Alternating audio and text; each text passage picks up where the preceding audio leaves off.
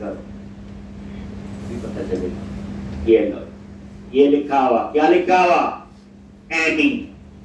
ये देखो किसमें? इनम्बरेबल। ठीक, और रिटर्न टाइप क्या है? बूलियन। और ये स्टैटिक मेंबर है, तो मैंने लिखवाया हुआ स्टैटिक मेंबर को क्लास के नेम के साथ एक्सेस कर सकते हैं। तभी मैंने क्या लिखा वहां पे? Model dot any. मॉडल क्या है? कलेक्शन है। मॉडल क्या है आपकी? कलेक्शन। और एक चीज नोटिस की, स्टैटिक क्लास है, इसका ऑब्जेक्ट बनाने की जरूरत नहीं होती। स्टैटिक क्लास में सारे मेंबर क्या आपके? देखो नीचे तक स्टैटिक।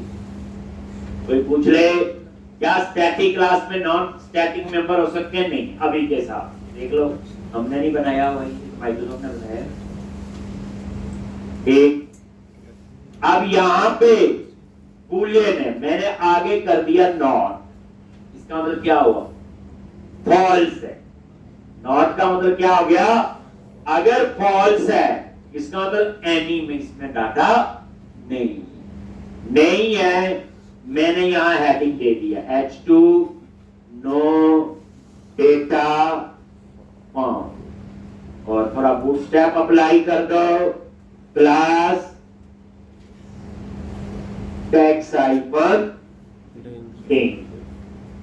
और अगर फॉल्स नहीं है तो डाटा तो है, तो मैंने यहां पे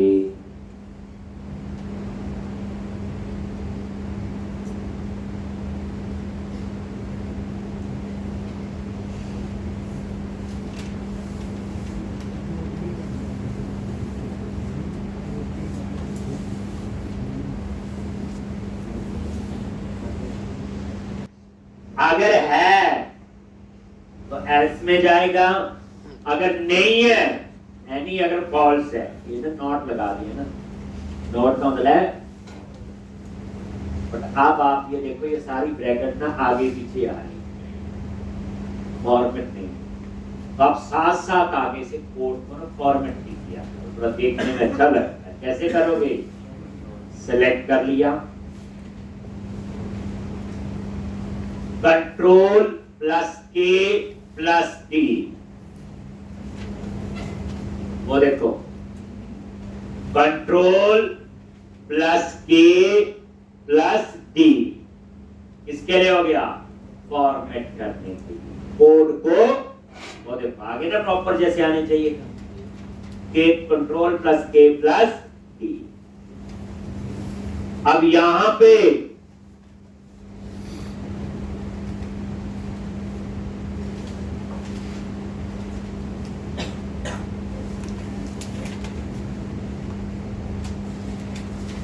कंट्रोल प्लस के प्लस डी फॉर्मेट करने के लिए हो गई ना ब्रैकेट की। अब क्या करो? एल्स में ये टेबल उठा के डाल, तो इस टेबल को क्या करो? यहां पे कट। यही है पूरा टेबल का कोड। ठीक,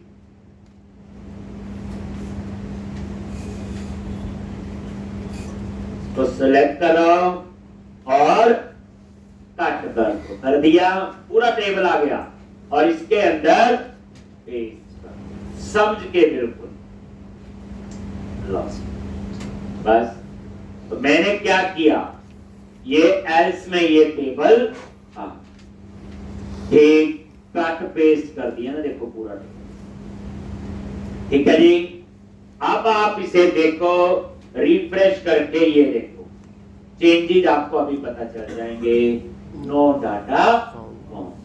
ठीक है जी, चलो देख लो एक बार ये अब आ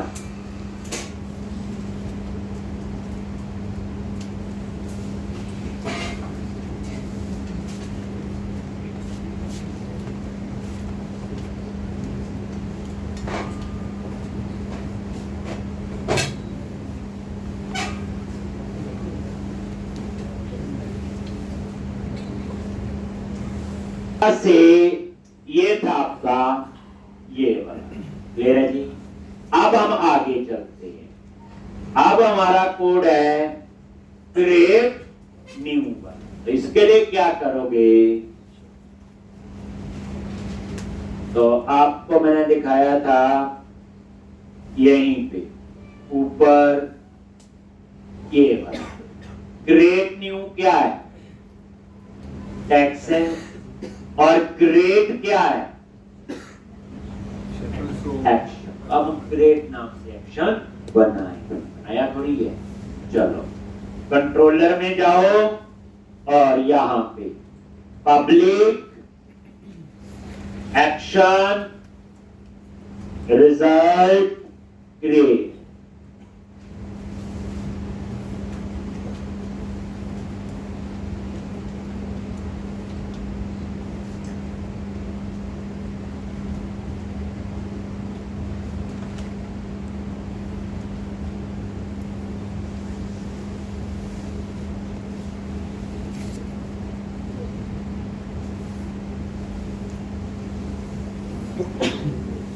Public action result create।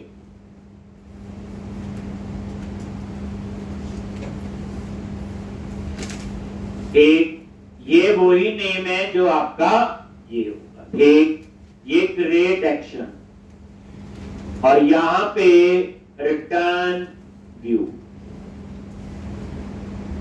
इसमें सिर्फ क्रिएट में टेक्स्ट बॉक्स ही लगने हैं। क्या लगने हैं? सिर्फ टेक्स्ट वो लगने हैं क्रिएट में।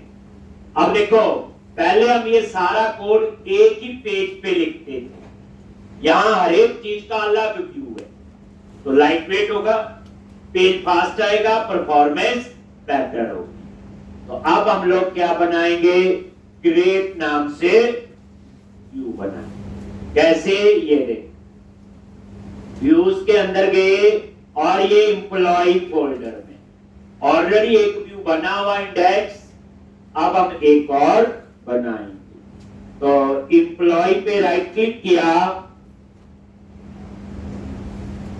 ऐड और व्यू।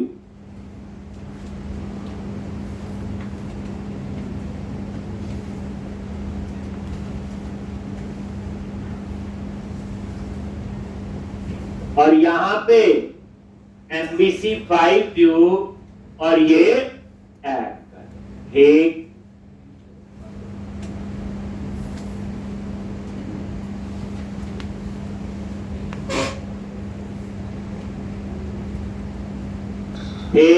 और व्यू का नेम क्या रखना है, बोलो, क्रिएट, जो एक्शन का नेम।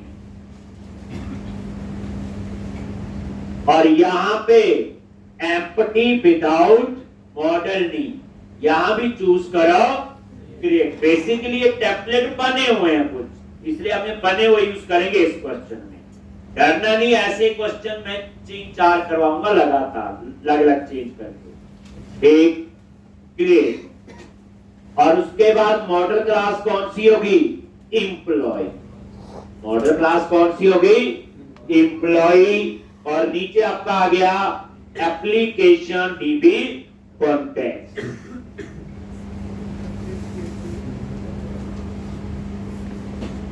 और ऐड कर। अब ये क्रिएट का टेम्पलेट अपने आप बन के आ जाए। ऐड करो, क्रिएट का मतलब सेव वाला ही कोड है, ये बात याद है। और बच्चे लिखना है, जब समझ के लिखना है क्या हो रहा है, क्यों हो रहा है, और एक एक लाइन पे एक्चुअल ट्रू देखना करके। दूसरी बार लिखो फिर समझो, तीसरी बार लिखो, जितनी बार कोड लिखो उसकी और अंडरस्टैंडिंग होनी चाहिए। ये डिजाइन पहले मैं आपको डिजाइन दिखाता हूं, मैं फिर ये कोड समझाता हूं। ठीक, रन करो, ये बन गया डिजाइन पूरा। अब इंडेक्स का व्यू अलग बना, उसमें सिर्फ डिस्प्ले का ही काम है और कुछ नहीं है। अब देखो एम्प्लॉय लिस्ट पे क्लिक किया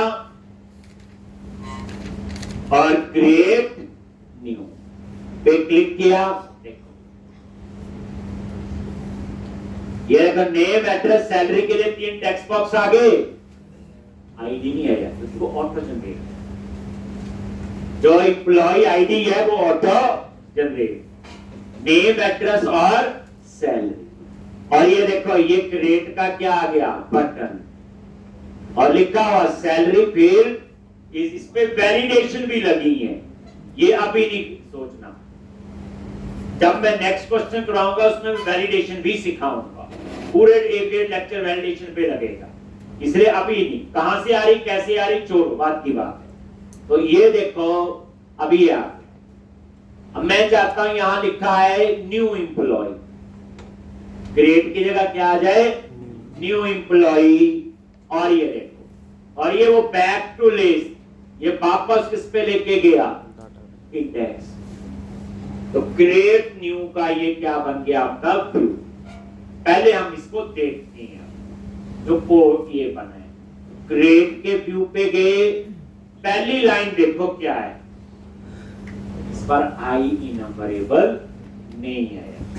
नोटिस करो क्यों नहीं आया, हमें पता है सेव करो चाहे अपडेट करो, एट ए टाइम एक रिकॉर्ड ही सेव होता है और अपडेट होता है, इसलिए इसमें तो आई इनम्बरेबल हो ही नहीं सकता।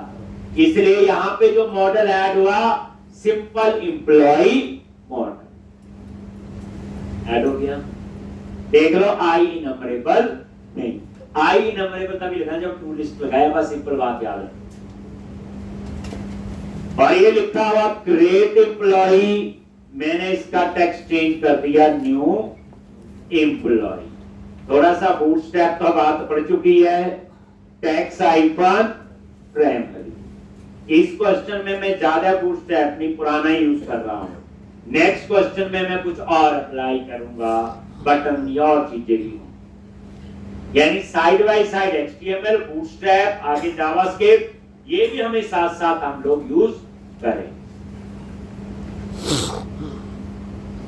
ठीक, अब यहां पे ये देखो रिफ्रेश करो, वो देखो आ गया न्यू एम्प्लॉय। ये नहीं अच्छा लग रहा है ना, इसको हटा दो, ये एम्प्लॉय लिखा, जितना हमें पता चलेगा इतना से ठीक है जी। अब यहां पे ये लगा होता है फॉर्म टैग। कौन सा टैग होता है, फॉर्म। याद रखना वेब के अंदर कोई भी वेब एप्लीकेशन जब आप पेज बनाते हैं तो उस पे लगता है फॉर्म टैग, चाहे जावा में बनाए, चाहे पीएचपी में, चाहे पाइथन, कोई भी वेब पेज होगा। इस फॉर्म टैग का क्या कंसेप्ट पे, कितनी इंफॉर्मेशन आपने सर्वर पे भेजनी है। जैसे आप लोग याहू में साइन अप करते हो कभी, या किसी भी एप्लीकेशन में आप डिटेल भरते हो, नीचे सबमिट का बटन होता है, वो क्या करता है, उस सारी इंफॉर्मेशन को कहां भेजता है, बोलो सर्वर। उस सारी इंफॉर्मेशन को कहां भेजता है, वो सर्वर। ठीक, तो ये बिगिन फॉर्म, तो ये जो है फॉर्म टैग है। तो फॉर्म बेसिकली क्या है, इस फॉर्म टैग के ऊपर पे चीज है कोई, या इसके नीचे, वो सर्वर पे नहीं जाएगी जब वो पेज सबमिट हो। सबमिट आप पहले भी कर चुके हैं, लगाते नहीं तो बटन, सेव का कोड लिखते थे, क्या होता था वहां पे, सेव पे क्लिक करते थे, सारे टेक्स्ट उसका डाटा सर्वर पे जाता था। ये बिल्कुल वही। तो ये आपका क्या शुरू हुआ, फॉर्म टैग। इसमें ऐसे ही लगता है, कैसे, @ यूजिंग, ये किसके लिए होता है आपका, डिस्पोजेबल ऑब्जेक्ट्स बनाने के लिए होता है, याद रखना। कहीं भी @ यूजिंग लिखा हो, ठीक, वो किसके लिए होता है आपका, डिस्पोजेबल ऑब्जेक्ट बनाना।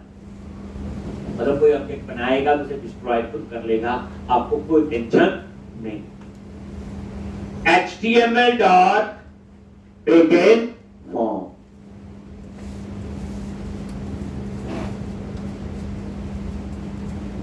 HTML डॉट begin form,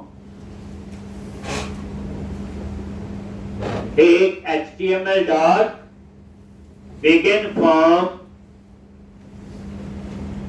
ये फॉर्म टैग शुरू हो गया, क्या हो गया, स्टार्ट। और ये कर्ली ब्रैकेट, और यहां पे जाके नीचे क्लोज होगा, जहां पे वो कर्ली ब्रैकेट क्लोज। ठीक, इसका मतलब क्या हो गया, जितनी इंफॉर्मेशन इसके अंदर होगी वही सर्वर पे जाएगी। एक फॉर्म टैग कुछ नहीं होते, एक बैग है उसमें सामान डाल दिया, वही बैग सर्वर पे जाएगा। साइड वाइड में जो बाहर पड़ा है सामान वो सर्वर पे नहीं जाएगा जब सबमिट होगा। जैसे ये बिगिन फॉर्म हो गया शुरू, यहां से ये जो लिखा हुआ @html.antifrozy टोकन, ये सिक्योरिटी के लिए, ये लिखा रहने दो, इसको कुछ नहीं करना। अब उसके बाद जो चीजें समझ पाएंगे वो ही बताऊंगा। ये एम्प्लॉय आ रहा है वहां पे जो कह रहा अच्छा नहीं लग रहा है, तो इसको यहां से हटा दिया। और ये देखो यहां पे रिफ्रेश करो, ये हट। अब यहां पे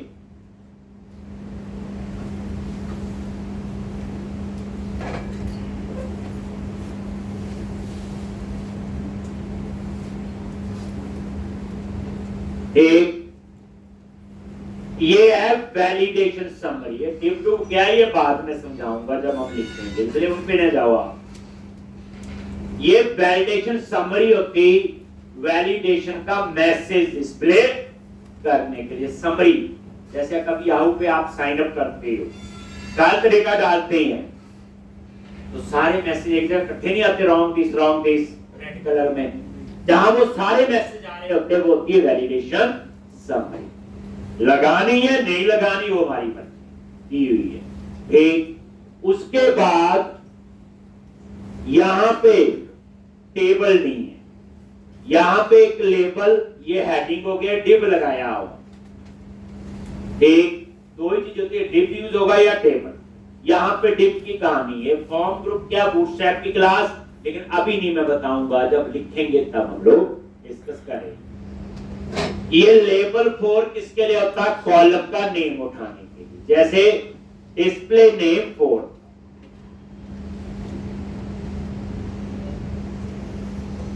जैसे वो डिस्प्ले नेम 4 था, लेबल 4 एक ही बात, वही सेम। देखो मॉडल वेरिएबल ले लिया, लैम्बडा एक्सप्रेशन और मॉडल डॉट नेम। आगे इन्होंने बूटस्ट्रैप अप्लाई किया है, बाद में सिखाएंगे, ये छोड़ो आप डिजाइन के लिए। तो इससे क्या करेगा, कॉलम का हेडिंग आएगा। और ये जो नीचे है एडिटर 4, ये टेक्स्ट बॉक्स के लिए, किसके लिए, जो टेक्स्ट बॉक्स आपको नजर आ रहा था। आप डिजाइन में नजर मारो क्या आ रहा है, ये लेबल 4 से आ रहा है नेम, और ये एडिटर 4 से आ रहा है टेक्स्ट बॉक्स। एक ये वो है। अब ये टेक्स्ट बॉक्स किसके लिए है, नेम के लिए। एक उसके बाद ये बाकी बाद में, ये जब हम खुद लिखेंगे बूटस्ट्रैप तब आपको बताएंगे, इसलिए बाकी छोड़ो। ये होता है वैलिडेशन मैसेज 4। अब वैलिडेशन मैसेज 4 और वैलिडेशन समरी में क्या फर्क है। वैलिडेशन मैसेज 4 में सिर्फ उसी का मैसेज आएगा जो आपने यहां दिया, जैसे नेम है, यहां नेम का ही मैसेज आएगा, नेम को खाली नहीं छोड़ सकते, जैसी भी वैलिडेशन लगी हो।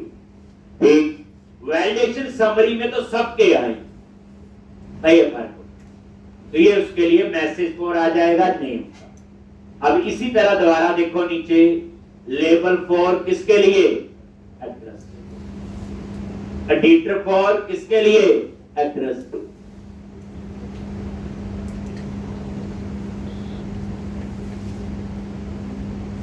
एक validation message 4 validation message display करना।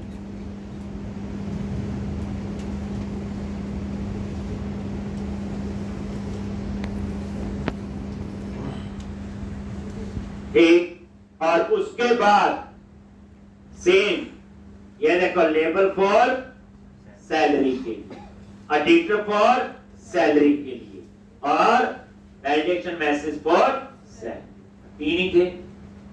अब ये समझो, ये लगा हुआ एक बटन इनपुट टाइप सबमिट।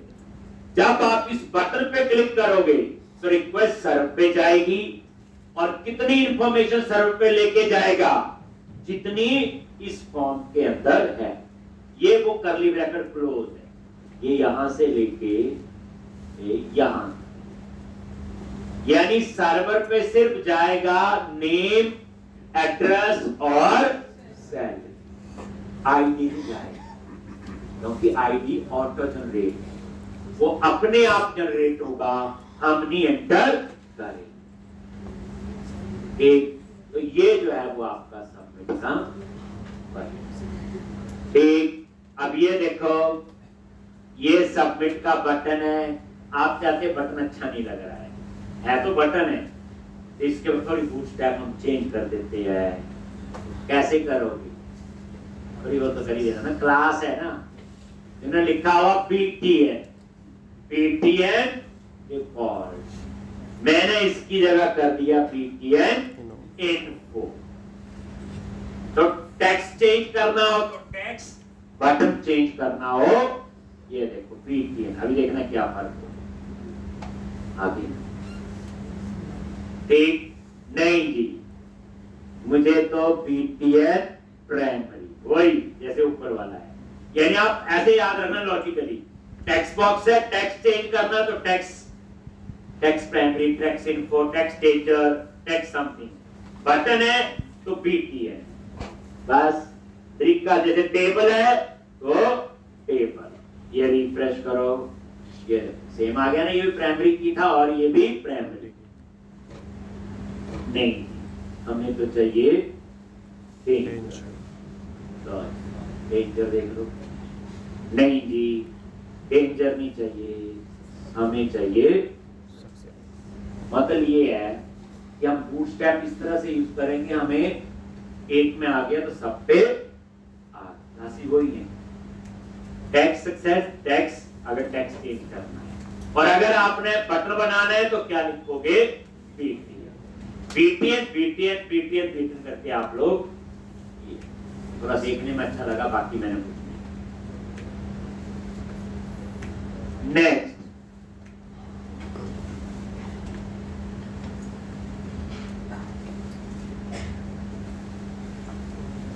अब आपने क्या करना है, तो इतना काम तो आपका हो गया। अब हम लोग यहां डिटेल एंटर करेंगे, नेम, एड्रेस और ये देखो सैलरी। और सैलरी में देखो ये अपने आप ही लग गया, ये देखो यहां कैरेक्टर एंटर होंगे ही,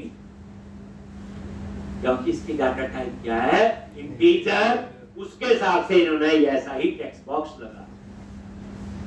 अब से क्रिएट के क्लिक में ये डाटा जो है डाटाबेस में सेव होना यही होता है। चलो, तो क्रिएट क्या आपका सबमिट का बटन है। तो अब आपको कंट्रोलर में जाके एक और एक्शन बनाना पड़ेगा। ऊपर वाले क्रिएट से क्या आएंगे? टेक्स्ट बॉक्स लगे। अब इंफॉर्मेशन सर्वर पे भेजनी है, HTTP पोस्ट लिखना होता है। सबमिट के लिए दो पार्ट हुए, क्रिएट, सिंपल डिस्प्ले के लिए, और ये क्या करेगा? उस इंफॉर्मेशन को सर्वर पे भेजे। और यहां पे ये लिख देना वैलिडेट एंटी रोजरी टोकन, क्योंकि जो ये लगा हुआ, कौन सा लगा हुआ? ये लगा हुआ नहीं, इसके लिए, ताकि कोई इसको हैक ना कर सके। बाकी वही लिखना, पब्लिक एक्शन रिजल्ट क्रिएट, वही नाम जो ऊपर दिया है। और यहां पे पैरामीटर में क्या आएगा? एम्प्लॉय, क्योंकि जब सबमिट करोगे तो वहां से क्या आएगा? Employ model. आप बोलो कैसे पता चलेगा? जब आप सबमिट करोगे इस पेज को, यही है ना, तो ऊपर मॉडल कौन सा ऐड है? एम्प्लॉय। तो यही मॉडल आपका यहां पे आएगा। इसका बूटस्ट्रैप अप्लाई, तो सॉरी नेम स्पेस ऐड कर दिया एम्प्लॉय, और ये इसका वेरिएबल पास। यानी जब आप उस बटन पे क्लिक करोगे तो वो यहां नहीं जाएगा, वो इस ग्रेड पे जाएगा। इसको कैसे पता मैंने यहां जाना है? HTTP post. एक HTTP पोस्ट के आपका एक एंड पॉइंट होते हैं। ये क्या होते हैं? ये सारे और भी HTTP गेट का डिलीट है, यूज करेंगे तो देखेंगे। ठीक, HTTP पोस्ट। तो जब पेज को सबमिट करोगे वो यहां पे आएगा, और जैसे हम यहां आएगा तो हम देखेंगे एम्प्लॉय में कुछ है भी कि नहीं। कैसे देखेंगे? एक कहीं खाली तो नहीं है, इक्वल टू नल। अगर नल है तो मैंने बोला जी रिटर्न HTTP नॉट ऑन।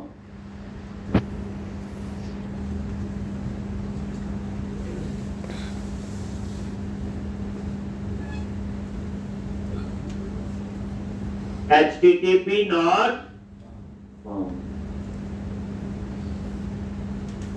अगर नल नहीं है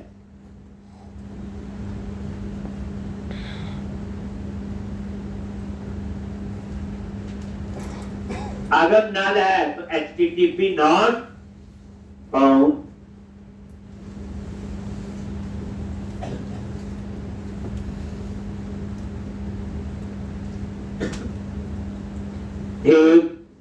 एम्प्लॉय अगर नल है तो आगे का कोड नहीं चलेगा। रिटर्न क्या करेगा? यहीं से बाहर भेज देगा कि वहां आ जाएगा HTTP डॉट ऑन। अब अगर है,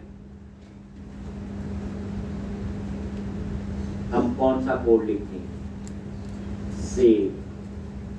अब यहां कोई सीक्वल की क्वेरी नहीं लिख रही, ये सारे सिंटैक्स एंटिटी ब्रेक पर। क्या लिखोगे यहां पे? Context dot employees dot add, और ये पास, और यहां पे कॉन्टेक्स्ट डॉट सेव चेंज। ये देख लो, context dot employ dot add, जिसका डाटा सेव करना है, और वो सेव होगा जो हमने यहां पास किया। और सेव करने के लिए ये लाइन लिखनी जरूरी है, सेव चेंज।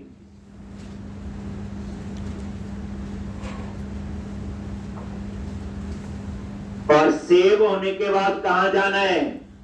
रिटर्न, ये देखो, रिट्रैक्ट टू एक्शन।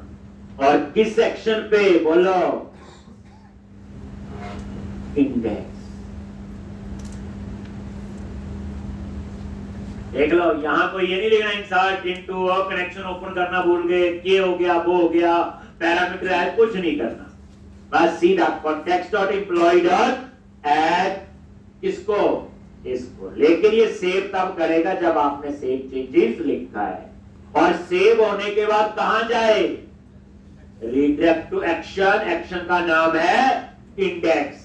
फिर इस पे जाएगा और फिर ये वाला कोड अपने आप चल जाएगा।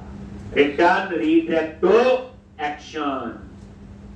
हमें नहीं समझाया, क्या करो, यहां पे लगाओ ब्रेक पॉइंट। पहली बार कोई कोड लिखो, उसको टेस्ट करो ताकि और पता चले। एक ब्रेक पॉइंट,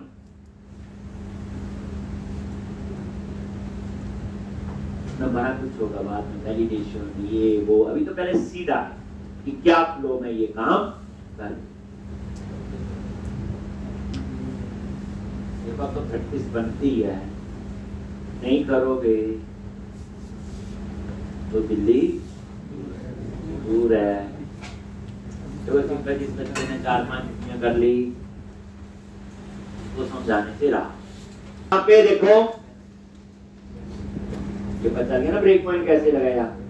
सामने क्लिक करो, लग गया, हट गया है। ठीक, यहां पे आके प्रोग्राम रुक जाएगा। समझते हैं क्या कर रहा है, कैसे कर रहा है। एम्प्लॉय ले और क्रिएट न्यू।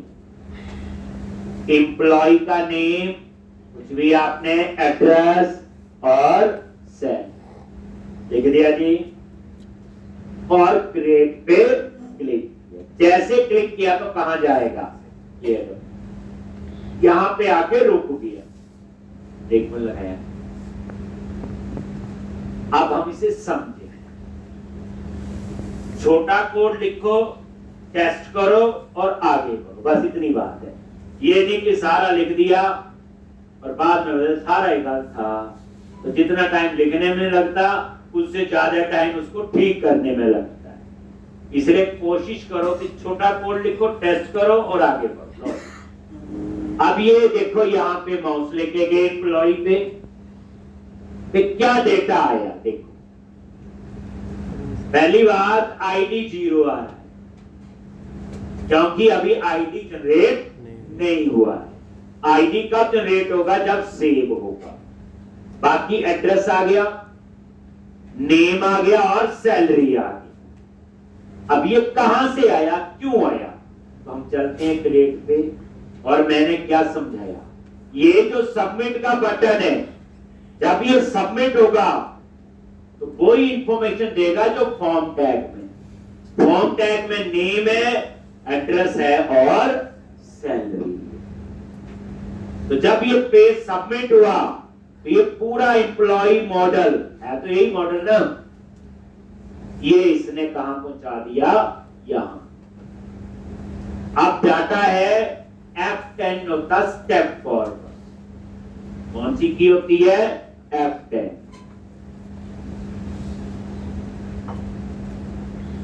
नल, नल तो नहीं है, लॉजिक ऐड सेव, कोई एरर होगा तो एरर देगा यहां पे, और सेव होने के बाद कहां जाएगा, इंडेक्स। F10 प्रेस किया, लॉजिक हो गया जी। वो देखो आगे डेटा, ये देखो नेम, एड्रेस, सैलरी और ये 3 एक्शन लिंक, एडिट, डिटेल और डिलीट। दोबारा देखो क्रिएट पे क्लिक किया, कंटिन्यू करो, एक और एक नेम, एड्रेस और सैलरी और क्रिएट, वापस आ गए F10। पता अब ठीक चल रहा है तो ऐसे करिए सेव चेंज, दो रिकॉर्ड ले रहा है। अब हमारा नेक्स्ट क्या होने वाला है, एडिट। हर एक का अलग व्यू बना नहीं बना, उसका इंडेक्स और इसका क्रिएट, इसका इतना ही काम है। अब एडिट के क्लिक में क्या होगा, एक व्यू बनेगा, वहां फिर टेक्स्ट बॉक्स लगे होंगे और उसके बाद हम उसे क्या करेंगे, अपडेट, यही आएगा, ये एडिट। चलो तो ये एडिट कहां लगा हुआ, अब इस ब्रेक पॉइंट की मुझे जरूरत नहीं।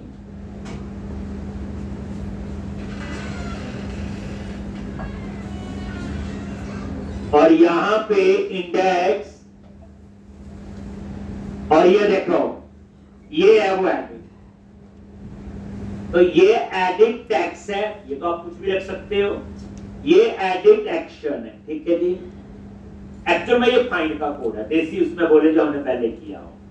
अब किस इंप्लॉय को एडिट करना है, तो यहां हम उसका पास कर रहे हैं पैरामीटर, और याद रखना जो एडिट नाम का मैं एक्शन बनाऊंगा, पैरामीटर का नाम ये वाला होना चाहिए। अगर आईडी की जगह ENO लिख दिया तो वहां मुझे ENO लिखना है, इसलिए ये पैरामीटर का नेम, और ये आइटम डॉट आईडी तो डाटाबेस से आ रहा है, क्योंकि ये देखो ये लूप में ना आइटम यहां जैसे नेम, एड्रेस और तो इस तरह से अब हम बनाएंगे एडिट नाम का एक्शन लॉन्च।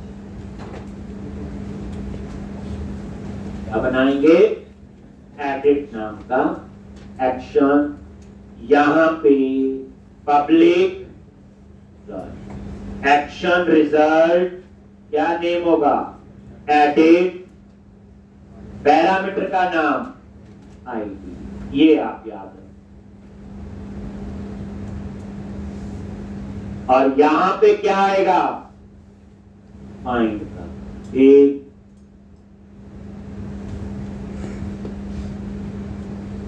ये नाम वही है, ये बात, और ये पैरामीटर का नाम यही है। पैरामीटर कैसे पास होता है, न्यू करली ब्रैकेट लगा। और यहाँ पे ये आपका आएगा। अब यहाँ फाइंड का कोड कैसे लिख, यहाँ पे हम लिखेंगे फाइंड। फाइंड के बाद वो टेक्स्ट बॉक्स लग जाएंगे, फिर बटन होगा अपडेट, तो फिर हम क्या लिखेंगे इसके अपडेट, ऐसे ही डिलीट। अब ये क्वेश्चन हम पहले भी कर चुके हैं, बस वो ASP.NET ही है, MVC बस इतना ही फर्क है। सेव अपडेट तो किया ही हुआ, सोच वही है, फाइंड, सेव, डिस्प्ले, डिलीट, वही है सारा कुछ। अब MVC में कैसे लिखते हैं ये मैं आपको सिखा रहा हूं जी। तो मेरे ख्याल से आज इतना कर देते हैं, क्योंकि आप गुस्सा ना कर रहे हैं, छुट्टी नहीं दी, तो 10 मिनट की छुट्टी है आपको दशहरे की, प्रैक्टिस करो।